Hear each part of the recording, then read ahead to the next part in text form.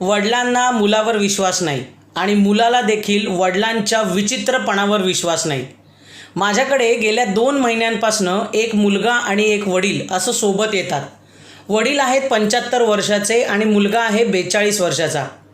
त्यांचं असं म्हणणं की मॅडम, माझ्या वडिलांनी जर तुमच्याकडनं मृत्यूपत्र करून घेतलं आणि परत ते पाठवून येऊन त्यांना समजा कुठेतरी राग आला किंवा त्यांच्या मनाविरुद्ध झालं तर ते तुमच्याचकडे येऊन परत इच्छापत्र बदलतील। म्हणजे ह्याची काही मला गॅरंटी नाही की आज हे एक इच्छापत्र बनवलेलं आहे तर दुसरं ते बनवणार नाहीत, बरोबर आहे। आणि वडिलांचं असं म्हणणं आहे की मॅडम गिफ्ट डीड करूया। गिफ्ट डीड केलं तर मी माझ्या मुलाला आत्ताच प्रॉपर्टी देऊन टाकली, मग मला हा विश्वास नाही आहे की मुलगा मला सांभाळेल का, किंवा माझं जे औषध पाणी आहे, माझं जे जेवण आहे किंवा माझ्या बायकोला जे काही थोडीफार मदत लागते ती हा मला कंटिन्यू प्रोव्हाइड करेल की नाही ह्याची मला काही शाश्वती नाही। बघा, गेल्या 2 महिन्यांपासून आम्ही इथेच स्टक आहोत। 2 गोष्टी त्यांच्यामध्ये महत्त्वाच्या आहेत, म्हणजे निगेटिव्ह आहेत। पहिली म्हणजे ट्रस्ट इश्यू, एकमेकांवर अजिबात विश्वास नाही।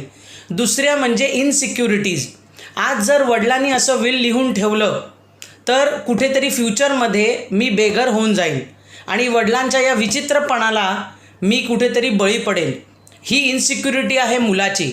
आणि आज वडिलांची इनसिक्युरिटी ही आहे की गिफ्ट डीड समजा केलं तर मुलाला मी आत्ताच हे गिफ्ट देऊन टाकलं तर मी मरेपर्यंत माझा जो खर्च आहे किंवा मला जे बघणं आहे ते मुलगा करेल की नाही। बघा, as a lawyer, as a advocate आम्ही कितीही सल्ले दिले किंवा कितीही डॉक्युमेंटेशन तुम्हाला बनवून दिलं, अगदी रजिस्ट्रेशन पण, परंतु हे जे काही इंटरनल गोष्टी आहेत ना ह्याच्यावर काहीच उपाय नाही। लक्षात ठेवा, म्हणून आपले नातेसंबंध चांगले ठेवा, आईबाबांनी देखील आणि मुलांनी देखील।